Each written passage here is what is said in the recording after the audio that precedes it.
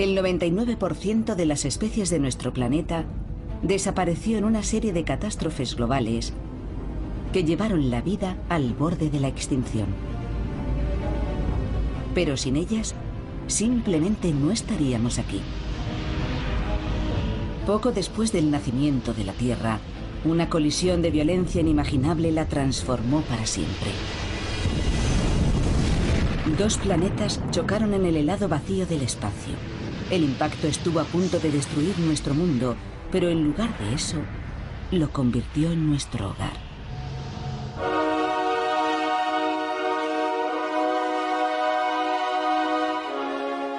Catástrofe, el nacimiento del planeta. Nuestro planeta tiene aproximadamente 4.500 millones de años. Durante ese tiempo ha sufrido terribles desastres. Es difícil asimilar la enorme escala temporal de los eventos que nos han dado forma. Para ponerla en perspectiva, imaginemos la totalidad de la violenta historia de la Tierra comprimida en las 24 horas que dura un día.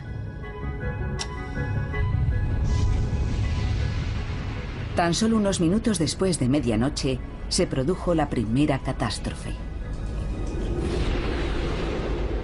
Nuestro sistema solar ni siquiera había terminado de formarse. 20 protoplanetas orbitaban alrededor de una nueva estrella.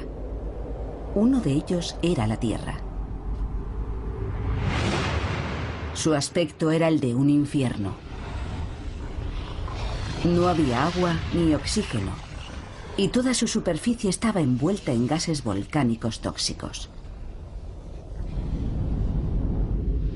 Pero antes de que tuviera tiempo de estabilizarse, colisionó contra otro joven planeta en un impacto de proporciones bíblicas. La violenta colisión estuvo a punto de aniquilar a la joven Tierra. Pero en lugar de destruirla, desencadenó una serie de acontecimientos que dieron origen a la aparición de la vida.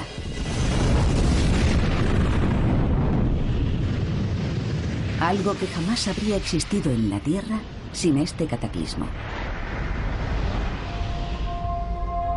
Pero ¿cómo sabemos qué fue lo que ocurrió y cómo influyó esta colisión en la evolución de la vida? Bill Hartmann ha dedicado su vida al estudio de las primeras fases del sistema solar. La ausencia de restos hace muy difícil su trabajo. Los restos de la primera parte de la historia de la Tierra desaparecieron por efecto de la erosión, la lluvia, las derivas continentales, las colisiones de los continentes o la elevación de las cordilleras. Resultó que la mejor forma de estudiar los primeros días de la Tierra era observar la superficie de nuestros planetas vecinos. Las superficies de Mercurio y Marte están cubiertas por cráteres de impacto de más de 4.000 millones de años de antigüedad. Estas cápsulas del tiempo proporcionaron a Hartmann valiosos datos sobre las duras condiciones que debió afrontar la joven Tierra. No solo hay cráteres de 200 o de 300 kilómetros de diámetro. Algunos alcanzan los 1000 kilómetros. Son realmente grandes. Estos cráteres nos ofrecen la imagen de un periodo muy violento. De un sistema solar repleto de escombros, en el que millones de cometas y asteroides se estrellaban contra los protoplanetas. Nada estaba a salvo. La propia Tierra fue bombardeada. Esta ventana a los primeros momentos de nuestro sistema solar nos hizo comprender que la Tierra también fue el blanco de terribles impactos que podrían haber dañado gravemente el planeta. Y eso hizo que empezáramos a pensar en los efectos de aquellos impactos gigantes. Los planetas fueron golpeados por pequeños asteroides y por objetos mucho mayores, con dramáticas consecuencias. Aquel proceso dio lugar a una especie de paradoja maravillosa. Los millones y millones de pequeños impactos tendían a unificarlo todo, pero los grandes impactos dieron personalidades individuales a los planetas. La Tierra, por ejemplo, posee un eje de rotación cuya inclinación supera los 23 grados y un satélite cercano que orbita a su alrededor. Dos características que inspiraron a Hartmann una teoría radical: que la Tierra había colisionado contra algo del tamaño de otro planeta, creando esa inclinación, y la Luna. En aquella primera fase había planetas ya formados, pero también cuerpos de desecho. Y si uno de ellos se hubiera estrellado contra la Tierra, podrían haberse desprendido materiales que al orbitar a su alrededor habrían acabado formando la Luna. Hartmann imaginó el momento de aquella terrible colisión. Una Tierra recién formada giraba alrededor del Sol a gran velocidad. Y otros 20 planetas hacían exactamente lo mismo. Uno de ellos, Theia, tenía aproximadamente el tamaño de Marte y giraba alrededor del Sol en la misma órbita que la Tierra. La colisión era inevitable. Theia se estrelló contra la Tierra a más de 30.000 kilómetros por hora, con la fuerza de miles de millones de bombas atómicas.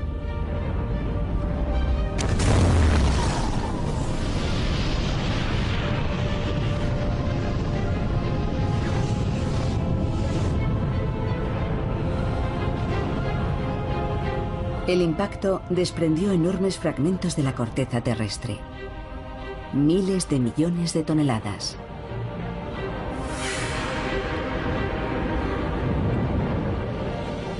Un anillo de polvo y rocas fundidas comenzó a girar alrededor de la Tierra.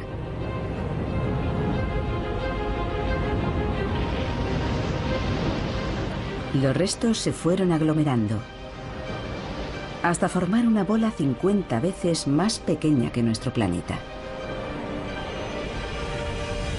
Lo que hoy llamamos la Luna.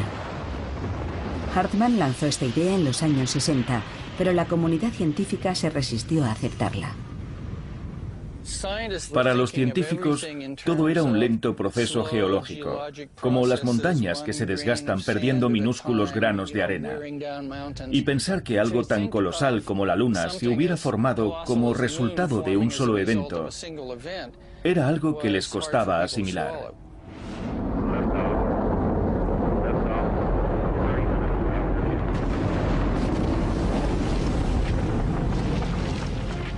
Pero la teoría de Hartmann recibió un inesperado apoyo. En 1969, el módulo lunar del Apolo 11 se posó en la superficie de la Luna. Un pequeño paso para el hombre. Un gran salto para la humanidad. Los astronautas americanos viajaron 6 veces a la Luna. Exploraron su superficie, recorrieron sus cráteres y trajeron a la Tierra 380 kilos de rocas lunares. Por primera vez, los científicos podían investigar de qué estaba hecha la Luna. Los resultados fueron sorprendentes. Su composición química era muy similar a la de la capa más externa de la corteza terrestre. Para los investigadores, este hallazgo resultó interesante, pero para Hartmann era una nueva prueba de su teoría. Tenemos una superficie rocosa y un gran impacto desprende todas esas rocas de la corteza. Esos materiales salen despedidos y forman la Luna. Pero muchos científicos no podían aceptar que un gran impacto cósmico hubiera podido dar forma a la Luna y la Tierra que conocemos hoy. Algunos me dijeron que investigarían primero otras teorías porque la mía era descabellada. Hartmann consiguió por fin la prueba que buscaba tras un encuentro casual con la astrofísica Robin Carnap. Ella estaba utilizando modelos por ordenador para estudiar las lunas de Saturno. Bill Hartman me preguntó, ¿has pensado en aplicar tus modelos sobre la formación de las lunas de Saturno a los orígenes de nuestra luna? Yo le dije que no. Robin utilizó el mismo software para reproducir los principios del sistema solar y recreó una colisión planetaria como la que sugería Hartman. Un impacto que diera como resultado la Tierra y la Luna. Estamos hace 4.500 millones de años, al final de la formación de la Tierra, y vemos como un pequeño planeta, el de la derecha, va a impactar contra la Tierra, que sería el más grande, el de la izquierda. Se produce la colisión y, como podemos ver, el objeto más pequeño impacta oblicuamente y queda destruido por la colisión. Los modelos mostraron lo que pudo haber ocurrido durante la colisión. Theia, el planeta impactante, fue completamente aniquilado. La Tierra sobrevivió, por poco. El impacto fue tan violento que alteró la forma del planeta. La Tierra se comporta como una masa de roca fundida. Cuando el objeto la golpea, se genera algo parecido a una onda expansiva, como la que se produce cuando lanzamos una piedra a un lago en un ángulo oblicuo. Y esa onda se propaga por toda la superficie de la Tierra. La colisión provocó una gigantesca oleada de lava derretida. Esta colisión tan violenta genera energía suficiente para fundir la Tierra. Y de hecho, tras este impacto, la Tierra queda rodeada por una atmósfera de roca vaporizada. Billones de toneladas de escombros flotan en el espacio. El planeta impactante queda pulverizado, formando este largo brazo que se convierte en un disco que vemos aquí, casi de canto. Y a partir de ese disco se formará posteriormente la Luna. El modelo de Canap muestra que la Luna está formada por una mezcla de materiales de la Tierra y Theia. Entonces llamé a mi colega y le dije, no te lo vas a creer, pero he simulado el impacto de un planeta del tamaño de Marte a un ángulo de unos 45 grados. Y ha funcionado. Y él me dijo, será mejor que lo repitas. Así que hice nuevas simulaciones y quedó claro que ese tipo de impacto es el que creó un sistema como el de la Tierra y la Luna. Una nueva prueba de que la descabellada teoría de Hartman era correcta. Fue emocionante ver que sus modelos ratificaban que se podría haber formado un anillo de escombros alrededor de la Tierra, del que habría surgido la Luna. Hartman y Canap mostraron que nuestra Luna era el resultado de una violenta colisión cataclísmica entre Theia y la Tierra. La Tierra escapó de la destrucción total por muy poco. Pero la colisión desencadenó una asombrosa serie de eventos que transformaron el planeta. Primero se convirtió en un infierno climático, azotado por mareas gigantes. Pero estas condiciones también crearon los elementos básicos necesarios para la aparición de la vida.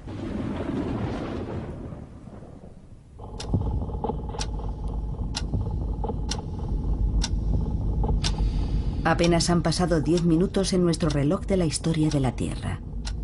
30 millones de años en tiempo real. El periodo más importante de la vida de nuestro planeta. La Tierra empezó a recuperarse de su colisión con Theia y los restos del desastre formaron la Luna.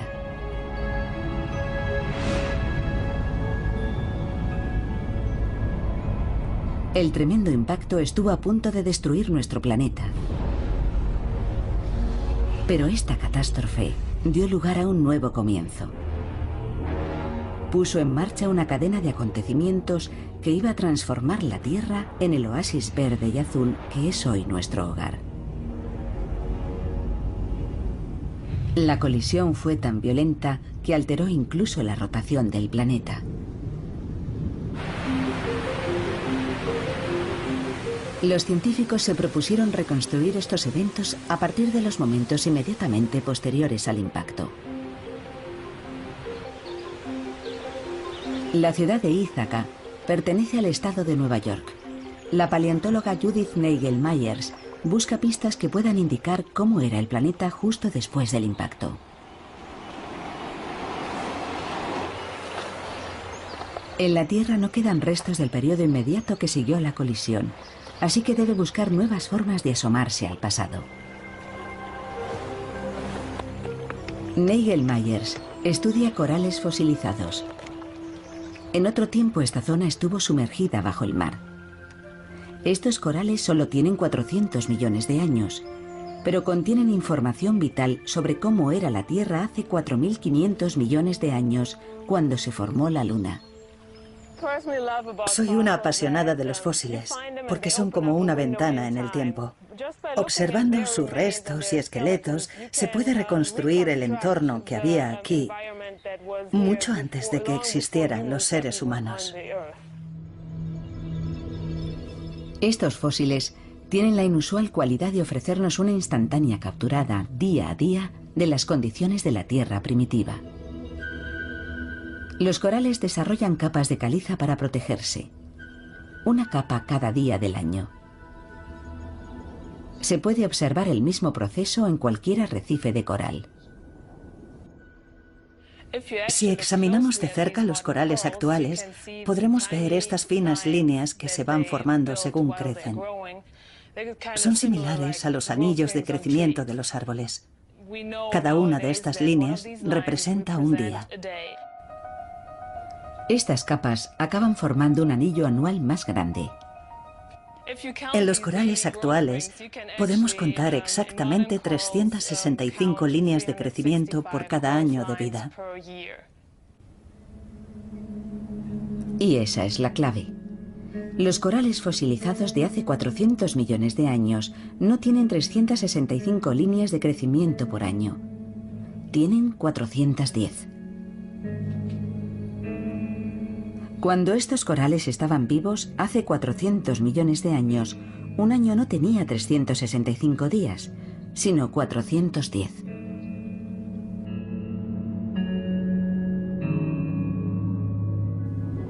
Pero se mida en días o en horas, la traslación de la Tierra alrededor del Sol nunca varía.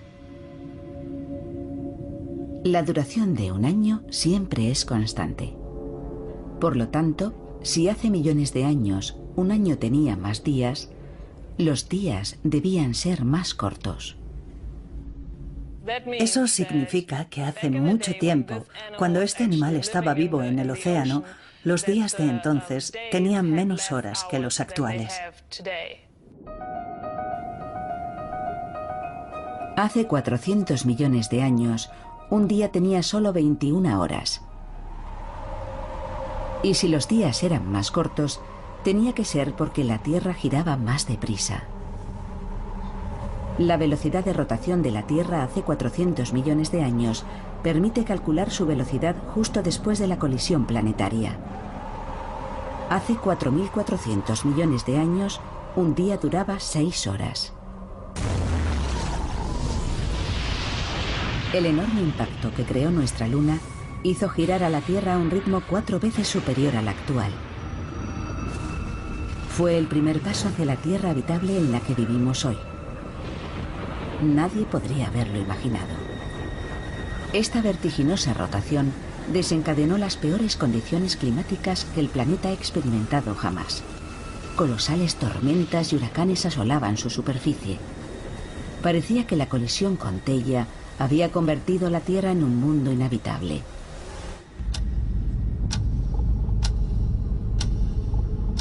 «12 minutos desde la medianoche. Hace 4.500 millones de años comenzó una lluvia incesante de cometas de hielo. Un bombardeo salvaje, pero no un desastre. De hecho, fue un regalo. El hielo fundido y el agua condensada del interior del planeta formaron los primeros océanos. Pero la joven Tierra seguía siendo un lugar violento y hostil, que giraba a un ritmo desbocado. Lluvias torrenciales y vientos de 800 kilómetros por hora azotaban la superficie. La atmósfera era un cóctel letal de dióxido de carbono y lluvia ácida. Parecía imposible que en un lugar semejante pudiera surgir la vida. De no ser por un detalle. Nuestra luna era muy diferente a la que hoy contemplamos.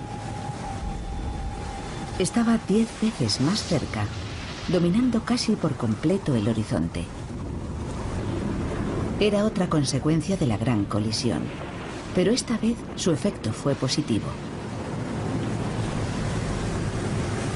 Al estar tan cerca, su efecto gravitatorio era mucho más poderoso.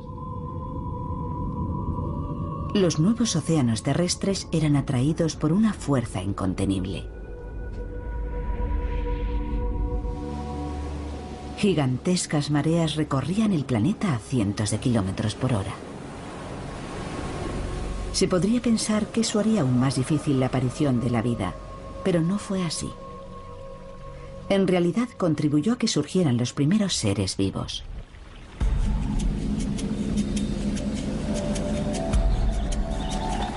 La bahía de Fundy, en Canadá, tiene la amplitud de marea más alta del planeta. En ocasiones llega a alcanzar los 15 metros. Es como un modelo a escala reducida de las gigantescas mareas que barrían la Tierra primitiva. El físico Neil Cummins ha venido aquí para estudiar este fenómeno, que puede revelarnos preciosa información sobre las mareas de nuestro lejano pasado. Lo que espero ver hoy es una espectacular subida de la marea de quizá 1,5 metros a 2 metros, lo que se llama una corriente de marea. Cummins cree que debido a la mayor proximidad de la Luna, las antiguas mareas debieron ser mucho más altas y rápidas que las de la bahía de Fundy. La corriente de marea le permitirá estudiar el tipo de fuerzas que dieron forma a los paisajes terrestres, creando las condiciones para la aparición de la vida. Desde aquí se puede ver bien la corriente de marea. Ya empieza a formarse la ola. Sí, Ya veo la espuma. es absolutamente fascinante. Ya empieza a oírse, está como a 1 kilómetro. Tienes la sensación de que está ocurriendo algo que no se puede ver en ningún otro lugar. ¿Vamos hacia ella?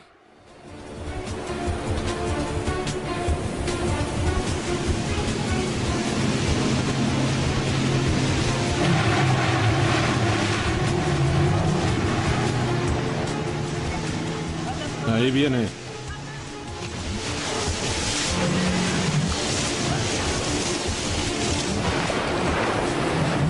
Impresionante.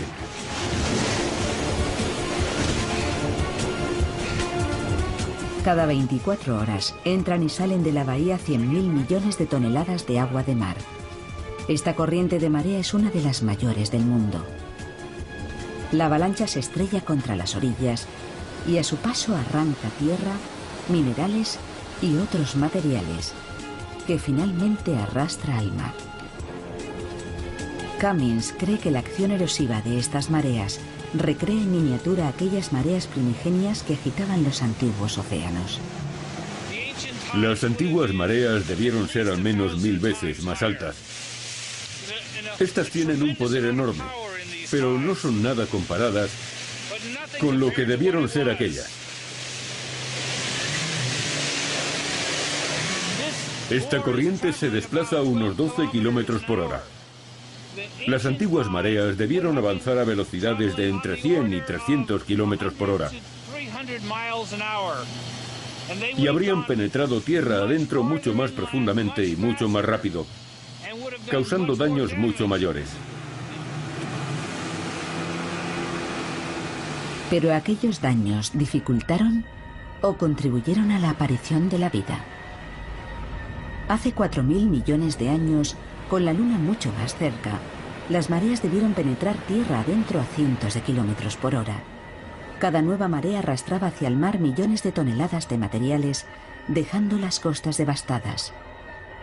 El joven planeta estaba siendo devorado por sus océanos. Pero para los seres vivos fue una gran suerte. Lo que las mareas arrancaban de la tierra se lo daban al mar, creando las condiciones perfectas para la aparición de la vida.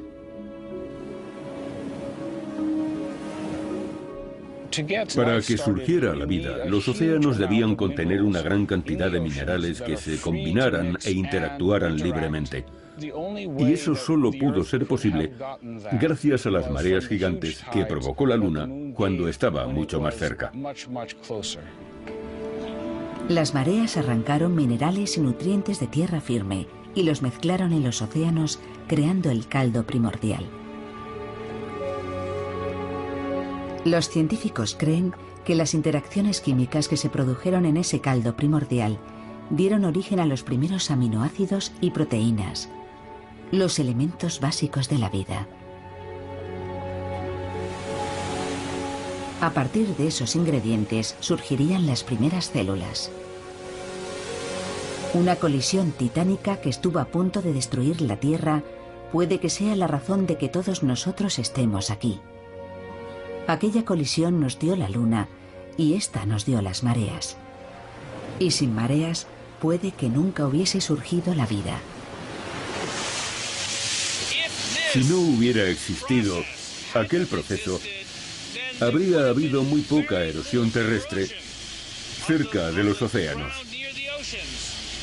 Habría sido mucho más difícil que llegaran todas esas sustancias al océano en cantidad suficiente para que se crease el caldo primordial, la sopa primigenia, y apareciera la vida tan pronto como apareció.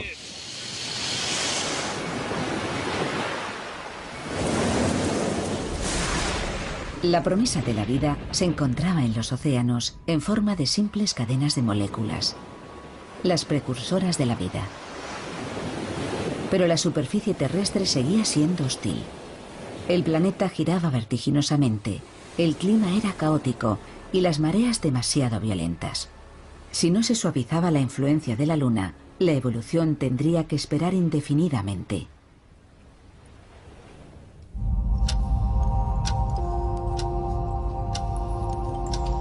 Son las 3:20 de la madrugada en nuestro reloj de la historia terrestre. Han pasado 500 millones de años desde la gran colisión.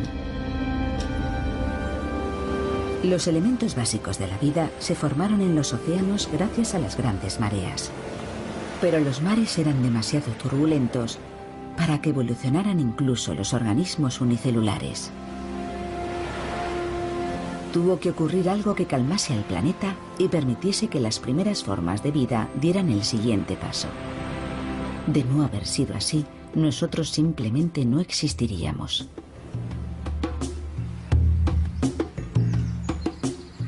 En KwaZulu-Natal, en Sudáfrica, la paleontóloga Nora Noffke estudia los primeros pasos que dio la vida. Los fósiles que ha descubierto en esta garganta están desvelando muchos secretos. Pertenecen a algunas de las formas de vida más antiguas del planeta y lo que revelan es asombroso. Hace 3.000 millones de años, las aguas del mar que cubría esta garganta estaban saturadas de bacterias. 1.000 millones de años después de la colisión, la Tierra rebosaba de vida. Fue uno de los grandes momentos de mi carrera. Habíamos estado buscando todo el día y de repente, a media tarde, cuando los rayos del sol alcanzaron el ángulo correcto, empezamos a ver fósiles por todas partes. Fue increíble. Eran los restos de grandes colonias de bacterias. Estas crecían en zonas poco profundas de los antiguos mares y se encontraban entre los primeros seres vivos celulares que habitaron el planeta. En la actualidad siguen existiendo bacterias casi idénticas. Estas son colonias de bacterias vivas. Las llamamos alfombras microbianas. Y es fácil ver por qué. Parecen pequeñas alfombras verdosas. Podemos encontrarlas hoy en día en muchas playas arenosas. Su parecido con las antiguas colonias es asombroso. La superficie de la roca tiene un color verdoso, igual que la alfombra microbiana viva. Si siguen mi dedo, pueden ver el borde de la alfombra microbiana fosilizada. Por aquí. Y aquí debajo podemos ver la arena. Es una alfombra semejante a la que he traído, pero está fosilizada y tiene 3.000 millones de años. Las rocas de la garganta estaban cubiertas por una impresionante diversidad de comunidades microbianas. Ecosistemas de bacterias tan complejos como los que existen hoy en día. Pero estas rocas revelan algo más. No solo muestran cuándo se desarrolló la vida bacteriana, sino también cómo fue posible.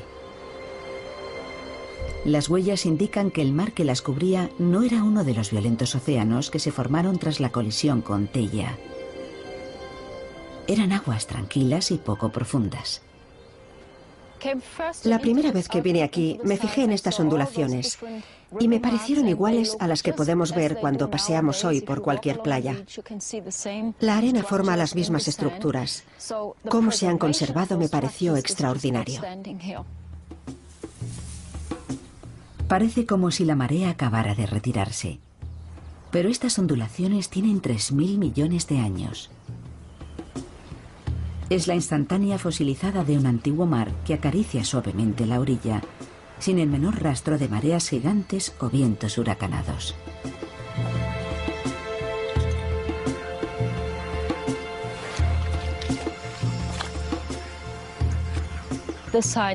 Al menos hace 3.000 millones de años, las condiciones aquí eran normales. Este era un entorno apacible, en el que la vida podía evolucionar. Algo había hecho desaparecer las condiciones extremas y las violentas mareas, y lo había convertido en un entorno apto para la vida. La culpable, una vez más, había sido la Luna y su efecto gravitatorio sobre los océanos.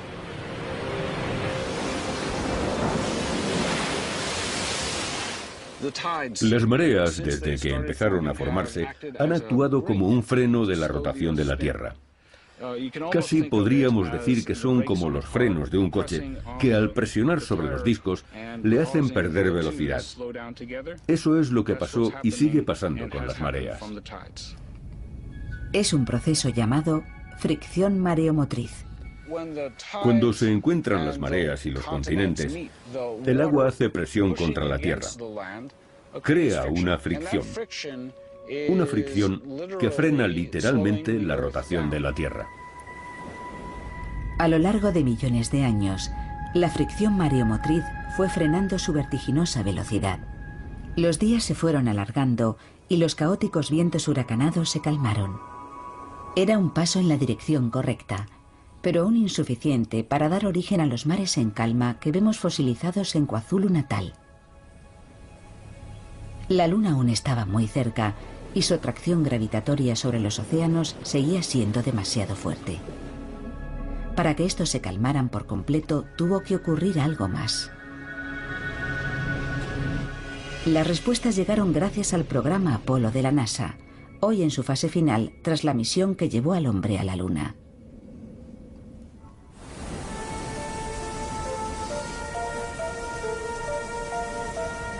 Este es el Observatorio McDonald, en el oeste de Texas. Aquí, más de 40 años después del primer alunizaje, la misión Apolo sigue adelante. El ingeniero de la NASA, Jerry Wyant, asciende a diario hasta su telescopio láser para continuar con el trabajo iniciado hace décadas.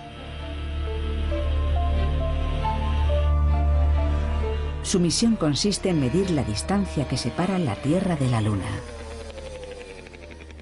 Somos la última sección en activo del proyecto Apolo. Muchos piensan que el proyecto está cerrado y se sorprenden cuando les digo lo que hago: lanzar un rayo láser a la Luna. Los astronautas dejaron en la Luna una bandera de los Estados Unidos y algo más. Reflectores. Casi a diario, Jerry Wyant y su compañero dirigen su láser hacia uno de estos reflectores para determinar la distancia exacta que nos separa de nuestro satélite. Este es un láser de 1000 millones de vatios. Lo dirigimos hacia un reflector en la Luna y medimos el tiempo que tarda en llegar y el que tarda en regresar. Luego analizamos los datos.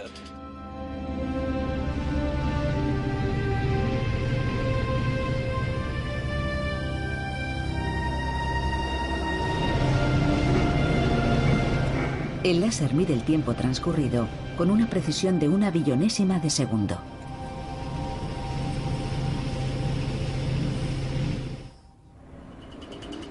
Pero primero tienen que encontrar el reflector. El panel de un reflector tiene el tamaño de este mapa. Así que hacer diana en algo de este tamaño, que está a 384.000 kilómetros, no es fácil. Necesitan una noche despejada y localizar su objetivo.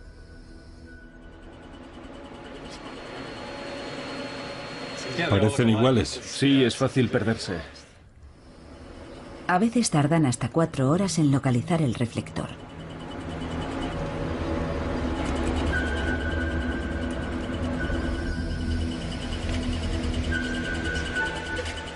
Ahí está. Ese es el reflector lunar que buscamos. Esta noche el rayo láser tarda 2 segundos y 397 milésimas en llegar a la Luna y volver. Cuando veo la Luna no pienso en cosas románticas, solo me digo, espero que el láser funcione. Puede no ser muy romántico, pero sí sorprendente. Cada año, el rayo láser de Weyand tarda un poco más en llegar, porque cada año la Luna está un poco más lejos. Una de las razones de que los científicos estén tan interesados en estos datos es confirmar sus sospechas de que la Luna se aleja de la Tierra. Y nos han confirmado que según sus cálculos es así. Es un hecho. Aproximadamente 3,8 centímetros cada año. Y ahí está la clave para entender por qué los océanos se calmaron y surgió la vida. Hace 3.500 millones de años, la Luna solo estaba a 24.000 kilómetros de la Tierra, lo que produjo las mareas gigantes. Pero paradójicamente, esas mismas mareas hicieron que se alejara. Eran tan grandes que generaban su propia fuerza gravitatoria y eso empezó a afectar al cuerpo que las había originado. La gravedad del agua influye a su vez sobre la Luna, que fue la que al principio hizo subir las aguas. Y ahora el agua está lanzando a la Luna hacia adelante, le está dando impulso. Al girar, la Tierra empuja a la Luna cada vez más lejos, como si fuera un lanzador de martillo. Es como si la Tierra y la Luna estuvieran bailando un vals, en el que la Luna crea las mareas de la Tierra. La Tierra se va frenando y las mareas hacen que la Luna tome más impulso y se vaya alejando en una espiral. Los dos cuerpos llevan bailando este vals 4.500 millones de años. La catástrofe que casi pulverizó nuestro recién formado planeta fue lo que hizo posible que surgiera en él la vida. Violentas mareas saturaron los mares de sustancias químicas esenciales. Después disminuyó la velocidad de rotación de la Tierra y la Luna se fue alejando. Los mares ricos en nutrientes se calmaron y aparecieron las primeras formas de vida. Pero cuando ésta empezaba a florecer, tuvo que enfrentarse a un nuevo desastre, una catástrofe que barrió la mayoría de las formas de vida del planeta, pero sin la cual nosotros no existiríamos. Algunas bacterias empezaron a liberar un gas altamente venenoso: oxígeno.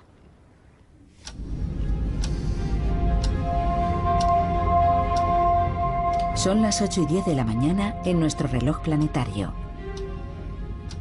Ya han pasado más de 1.000 millones de años desde la violenta colisión que estuvo a punto de destruir la Tierra.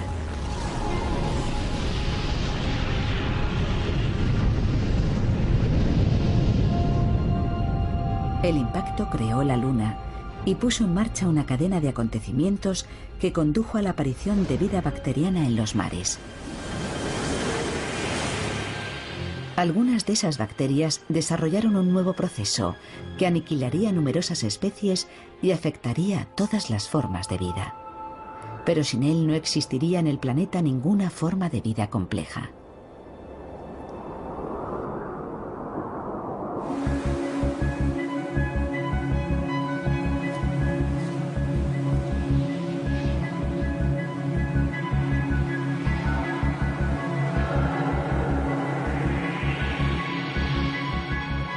Este paisaje desolado es el desierto del norte de México y una ventana al pasado. Uno de los pocos lugares del mundo donde podemos ver cómo debió ser la Tierra hace 2000 millones de años. Un planeta en una encrucijada evolutiva.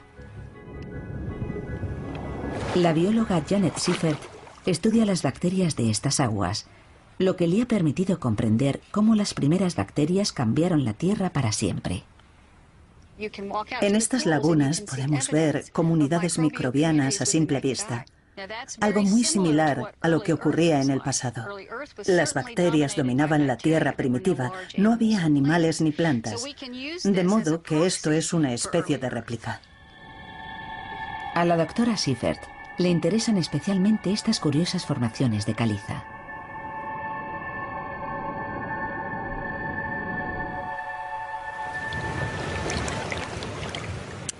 Esto es algo extraordinario. Ya sé que parece simplemente una piedra del fondo de este río, pero en realidad es una comunidad compleja de vida microbiana. Los estromatolitos están compuestos por partículas de caliza depositadas por bacterias. Sus curiosas estructuras forman estos mini arrecifes. Organismos casi idénticos a estos poblaron la Tierra primitiva. Estos estromatolitos fosilizados de la cordillera Flinders, en el sur de Australia, tienen 3000 millones de años, pero son muy semejantes a los encontrados por Seifert en el desierto de México. Cada estromatolito contiene millones de organismos verdeazulados llamados cianobacterias. Sus antepasados hace 3000 millones de años desarrollaron un curioso método para obtener energía. Un tipo de cianobacterias aprendió a hacer algo especial: utilizar la luz del sol para obtener energía. Pero para ello debían descomponer el agua y utilizar el hidrógeno, lo que liberaba un componente que no necesitaban: el oxígeno. Estas antiguas cianobacterias desarrollaron un proceso químico llamado fotosíntesis, que convierte la luz del sol en energía y libera oxígeno.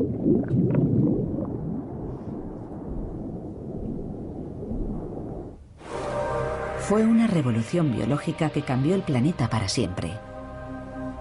Las cianobacterias bombearon oxígeno a los océanos y después a la atmósfera. Si hace 3000 millones de años no hubieran desarrollado la fotosíntesis, casi no habría oxígeno en la atmósfera actual. Sin las cianobacterias no podríamos haber evolucionado. Ellas son las responsables de que respiremos oxígeno. Cuando las cianobacterias empezaron a liberar oxígeno, cambiaron nuestro planeta para siempre. Cambiaron la forma en que la vida iba a evolucionar y cambiaron la atmósfera por completo. La producción de oxígeno hace 3000 millones de años lo cambió todo. Pero las bacterias que iniciaron el proceso siguen haciéndolo hoy en día. Recuerdo que la primera vez que buceé aquí, me fijé en las pequeñas burbujas que se formaban debajo de la masa de estromatolitos. Era increíble pensar que ese proceso que estaba viendo allí mismo fue lo que creó la atmósfera que respiramos hoy. Aquellas antiguas cianobacterias fueron las antepasadas de todas las plantas del mundo. La fotosíntesis fue un éxito extraordinario. Las bacterias florecieron y evolucionaron. Siempre relacionamos los microbios con algo malo, pero si las bacterias no hubieran conseguido procesar la energía del sol y liberar oxígeno, ni ustedes ni yo estaríamos aquí, porque eso fue lo que permitió la evolución de seres vivos complejos. Pero para los organismos que no pudieron adaptarse, el oxígeno significó la muerte. Empezó a liberarse aquel nuevo elemento, el oxígeno, y fue un veneno para la mayoría de los seres vivos del planeta. Lo que ocurrió fue realmente devastador. Todos debían intentar adaptarse a la presencia de oxígeno en la atmósfera. Unas pocas bacterias lo consiguieron. Y aquellas supervivientes fueron el origen de seres como nosotros. Me siento muy afortunada, porque si aquel gas venenoso que liberaron las cianobacterias no se hubiera acumulado en la atmósfera, yo no estaría aquí. De modo que esta gran innovación biológica que tuvo lugar hace 3.800 millones de años debería estar entre las que más ha beneficiado al ser humano. A las 8:12 de la mañana, la atmósfera ya contenía oxígeno y los océanos hervían de bacterias. La vida había comenzado, pero el origen de todo fue una catástrofe. El nacimiento de la vida puede parecer algo inevitable, pero no lo es en absoluto. Tal vez aquel gran impacto fue la única razón de que apareciera. Si hubiera ocurrido de forma ligeramente diferente, tal vez no existiríamos ninguno de nosotros. Si pensamos en los diferentes impactos que se podrían haber producido, dando como resultado sistemas Tierra-Luna mucho menos habitables que el nuestro, impresiona pensar que, en cierto sentido, tuvimos suerte. Y esa es la clave. Tuvimos suerte no solo con aquel primer gran impacto, sino en incontables ocasiones a lo largo de miles de millones de años. Lo que estamos constatando es que las catástrofes han jugado un papel muy importante en la evolución de la vida en la Tierra. Estamos al final de una larga cadena de eventos extraordinarios. Si se hubieran producido de cualquier otra forma, yo no estaría aquí, sentado en esta piedra. Solo hay una conclusión posible. No estamos aquí porque nos lo merezcamos, sino porque hemos tenido mucha suerte. La colisión con Theia fue solo la primera de muchas tiradas de dados. Te hace pensar en esa secuencia única de acontecimientos aleatorios que fueron necesarios para darnos la Tierra que hoy habitamos. Si cualquiera de ellos hubiera sido ligeramente diferente, nuestro mundo y nosotros mismos ni siquiera existiríamos. Así que una catástrofe siempre es, en cierto modo, un comienzo. Aquella colisión fue el comienzo de una nueva Tierra, muy distinta de los demás planetas del universo conocido, que inició el largo y difícil camino hacia la vida. De no haberse producido, probablemente no estaríamos aquí.